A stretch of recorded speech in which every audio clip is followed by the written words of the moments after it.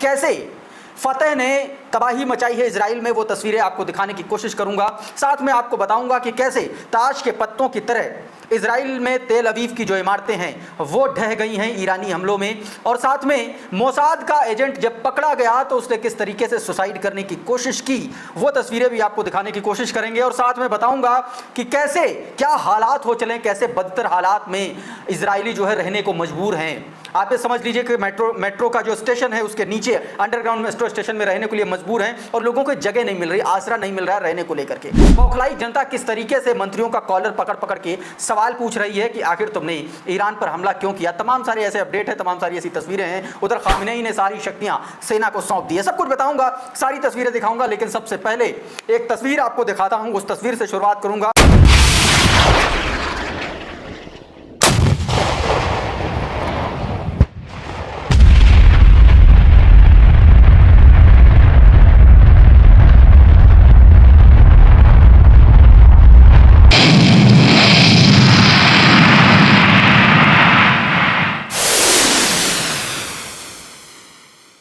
लेकिन ईरान के पास इसकी अकूत क्षमता है, बहुत सारे ऐसे तरीके हैं, ऐसे टारगेट्स हैं जिसको वो बहुत अच्छे से हिट कर सकता है। पहले ये तस्वीरें देखिए जरा।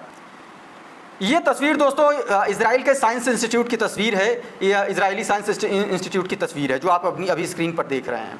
ये ऐसी इमारत थी, लेकिन ईरानी मिसाइल के हमले के बाद इस इमारत का हाल कुछ ऐसा हुआ है। ये तस्वीर देखिए जरा। आप ये समझिए कि कैसी इमारत को क्या स्थिति में ला करके पहुंचा दिया है, तो आप ये भी अंदाज़ा लगा सकते हैं कि धमाका कितना बड़ा हुआ होगा कि पूरी की पूरी इतनी बड़ी बिल्डिंग ताश के पत्तों की तरह जो है धराशायी हो गई। उधर दोस्तों प्रेस टीवी ने बाकायदा ये फतेह 1 के इस्तेमाल को लेकर के, जो मिसाइल का इस्तेमाल है उसको लेकर के एक बड़ा लंबा चौड़ा लेख लिखा है, जिसमें ये दावा किया गया है कि what makes Iran Fateh hypersonic missile used in operations true promise 3।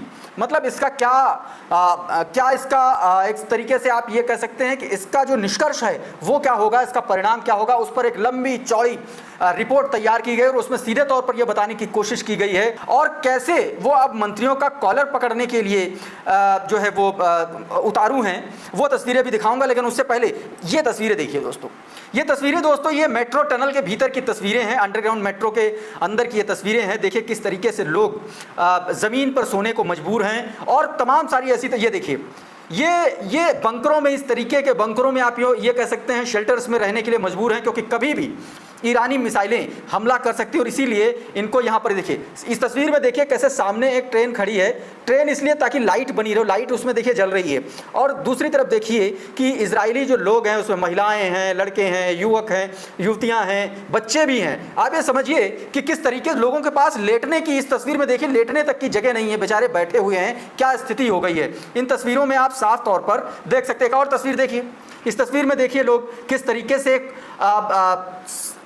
ज़मीन पर बैठ करके रात बिताने के लिए मजबूर हैं। इनके पास ना तो ओढ़ने का, खाने का, सोने का कोई व्यवस्था नहीं है। तो इस तरीके की तस्वीरें दोस्तों सामने आ रही है। अब ये एक तस्वीर देखिए दोस्तों, ये भी तस्वीर बताया जा रहा है कि ये तस्वीर जो है ये तेल अवीव की तस्वीर है और इसमें ये जो लोग हैं इन्होंने अंडरग्राउंड किसी उसके नीचे शरण ले रखी है, शेल्टर ले रखा है। तमाम सारी ऐसी तस्वीरें ये देखिए कैसे एस्केलेटर्स के पास उसके नीचे ज़मीन पर लोग सो रहे हैं। ये वही लोग हैं दोस्तों, ये वही उसी इजराइल के लोग हैं जो गज़ा की स्थिति पर हंसते मुस्कुराते हुए नज़र आते थे। अब देखिए इनकी क्या स्थिति हो गई है। अब यही सारी दिक्कतें और परेशानियां झेलने को लेकर के लोग घेर रही है और ये पूछ रही है कि आपने ईरान को क्यों उकसाया। हमें लगा कि हमें लगा कि ये सिर्फ धमकियां हैं, लेकिन ईरान इस तरीके की प्रतिक्रिया देगा हमें उम्मीद नहीं थी। ये दोस्तों इजरायली मंत्री ने हकलाते हुए ये बयान दिया है। जरा ये वीडियो देखिए और उसके बाद आगे की बात। ये 27 सेकंड का वीडियो है, पूरा वीडियो देखिएगा ध्यान से, देखिए जरा। הפכו אותו לשר לביטחון פנים. אתה לא מתבייש? אתה לא מתבייש? התשובה היא לא. אני לא מתבייש, אתה תתבייש. אתה תתבייש.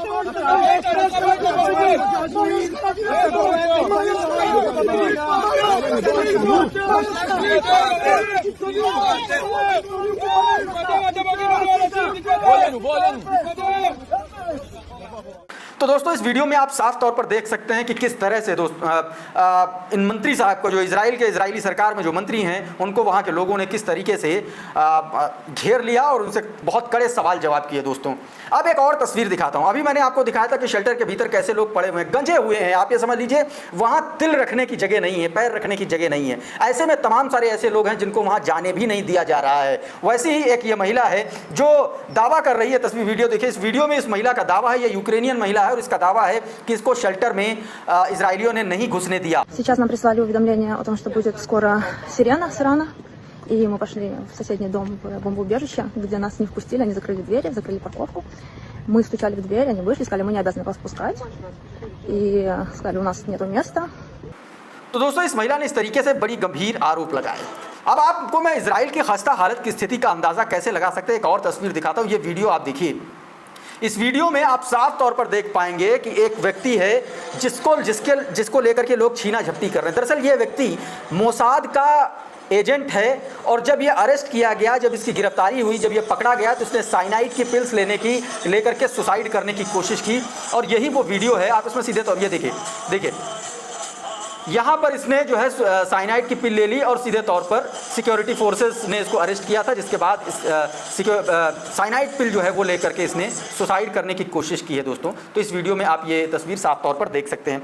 दोस्तों मोसाद के एजेंट को लेकर के एक और खबर है जिसमें यह कहा गया है कि तेहरान में ये आदमी अरेस्ट किया गया था एजेंट, और उसके बाद जो है, और इस आदमी ने दोस्तों बाकायदा शहरियार सिटी में जो है वो ड्रोन से हमला किया था, ड्रोन अटैक किया था और उसके बाद इसकी अरेस्टिंग हुई है। ये जो तस्वीरें आप देख रहे थे ये वही तस्वीरें हैं जो आप उसमें देख रहे थे। उधर दोस्तों एक और तस्वीर जो सामने है जिसमें इजरायली मिलिट्री ऑफिशियल्स ने ये भी कहा है कि उनके पास वो 1 या 2 हफ्ते में जो है ईरान के जो एटॉमिक जो जगह हैं, जो साइट्स हैं, उन पर हमला करने के लिए उनके पास पर्याप्त समय है, पर्याप्त संसाधन है और वो 1-2 हफ्ते में ये काम कर लेंगे। लेकिन इससे बुरी स्थिति इजराइल की ये है कि उसका जो आयरन डोम सिस्टम है वो ईरान के जो मिसाइल अटैक हैं उनको रोक पाने में सक्षम नहीं है। और ये सब तमाम सारी हताशा देखने के बाद एक तस्वीर फ्रांस से निकल करके सामने आई। पहले ये तस्वीर देखिए ज़रा आप, इस तस्वीर को ज़रा गौर से देखिए। इस पर लिखा है कि our product are so good that the French government doesn't want to see them, ये लिखा है दोस्तों। दरअसल इस तस्वीर में जो आप काला कलर का ये चादर देख रहे हैं, इससे ढक दिए गए हैं ये हथियार। ये दरअसल ऊपर की तस्वीर में देखिए, ये तस्वीर देखिए, इसमें इजराइल के वो हथियार हैं, वो वेपन्स हैं जिनको जो है फ्रांस में एक तरीके से एक जो समिट होती है, या यूँ कहें कि एक तरीके से मेला जो होता है हथियारों का, वहाँ पर ये दर्शाए गए थे। और जब इस तरीके की इजराइल की स्थिति हुई, इजराइल के हथियार इस तरीके से पिटने लगे युद्ध में, तो वहाँ पर फ्रांस ने क्या किया कि इनको काली चादर से ढक दिया। अब उस पर जो है जब ढक दिया तो उसके ऊपर इजराइलियों ने ये मैसेज लिखा और लिखा कि our product are so good that the French government doesn't want to see them. इसलिए ये चीज़ दोस्तों कही जा रही है। अब दोस्तों कुछ और तस्वीरें मैं आपको दिखाता हूं जिससे ये पता चल रहा है कि आने वाले वक्त में एक बड़ा हमला, एक बड़ा युद्ध और छिड़ सकता है, क्योंकि खामेनेई ने अपनी सारी शक्तियां जो हैं वो इस्लामिक रिवोल्यूशनरी गार्ड कॉर्प्स को दे दी हैं, सेना को सौंप दी हैं, अपनी सभी शक्तियां उनको सौंप दी हैं। ऐसे में ये कयास लगाए जा रहे हैं कि अब जो है आर पार की जंग हो जाएगी। इससे पहले आप याद करिए कि खामेनेई ने आज ही कहा था कि अब यहूदियों पर कोई भी दया नहीं दिखाई जाएगी, इजराइल को खुली धमकी दी थी, अब कहा और सीधे तौर पर आर पार का ऐलान कर दिया गया था। उधर दोस्तों एक और खबर सामने आई है जिसमें यह दावा किया गया कि यूएस और यूके के जो एयरक्राफ्ट हैं या यूं कहें वॉरशिप जो हैं वो उन्होंने अपनी दिशा बदल ली है। बहरीन जो उनका रूटीन था, जो रूट था, उससे वो अलग जा रहे हैं, यानी कि कुछ बड़ा, there is something big going to be happen. तो इस तरीके की तस्वीरें सामने आ रही हैं। ये देखिए, ये एक खबर है दोस्तों जिसमें यह दावा किया गया था US and UK just pulled all their warships out of Bahrain, this is not routine, something serious is going down. ये दावा किया गया कि कुछ बहुत बड़ा होने वाला है और इसीलिए ये हुआ है। दूसरी तरफ दोस्तों ईरान में 127 किलो एक्सप्लोसिव पकड़ा गया है। ये तस्वीरें आप, ये वीडियो देखिए, इस वीडियो में आप साफ तौर पर देख सकते हैं ये एक्सप्लोसिव है जिसको पकड़ा गया है, जिसको बरामद किया गया। ये 127 किलो एक्सप्लोसिव है। ये तेहरान के नवाब डिस्ट्रिक्ट में ये दोस्तों इसकी बरामदगी की गई है, जिसके बाद इस तरीके की और तस्वीरें सामने आ रही हैं कि कुछ बड़ा और भी कुछ बड़ा हो सकता है। उधर दोस्तों मॉस्को ने सीधे तौर पर दो टूक कह दिया इजराइल से कि इसमें सारी की सारी गलती जो है वो इजराइल की है।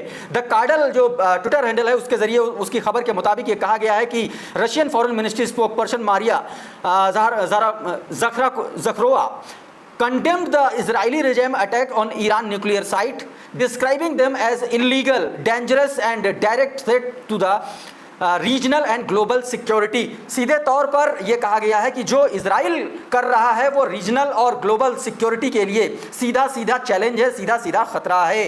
ये रशिया की तरफ से, मॉस्को की तरफ से ये बयान दिया गया है दोस्तों। और अब आपको दो तस्वीरें दिखाता हूं। आप लोगों को लगता होगा कि बीबीसी बहुत अच्छा करता है, लेकिन बीबीसी कई मामलों में किस तरीके से भेदभावपूर्ण रिपोर्टिंग करता है, ये तस्वीर आप इस खबर से देखिए दोस्तों।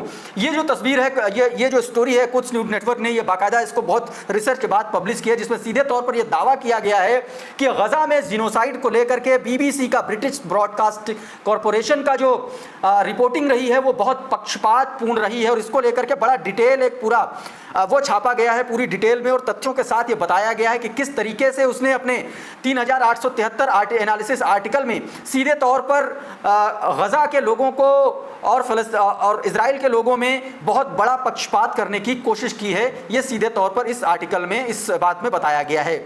और अब बात करता हूं इंडियन गोदी मीडिया चैनल्स की।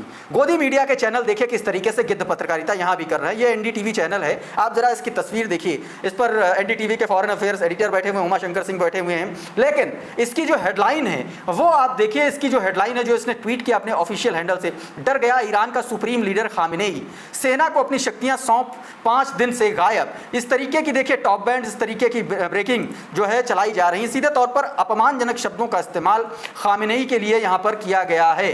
तो आप इन तस्वीरों में ये बात आप साफ तौर पर देख सकते हैं, यानी कि 85 साल का एक उम्र दराज एक ईरान का सर्वोच्च लीडर, उसके लिए इस तरीके का इस्तेमाल एनडीटीवी जैसे बड़े चैनल के लोग कर रहे हैं। और ये किस लिए है? क्योंकि दावा किया जा रहा है क्योंकि वो ईरान है और ईरान को दक्षिणपंथी पसंद करते नहीं है। शायद यही वजह है कि इनके लिए 85 साल का एक ऐसा बुजुर्ग जो ईरान के लिए जी जान से लड़ रहा है, उसको इस तरीके से किसी छोट भैये नेता के तौर पर दर्शाए जाने की कोशिश की जा रही है दोस्तों।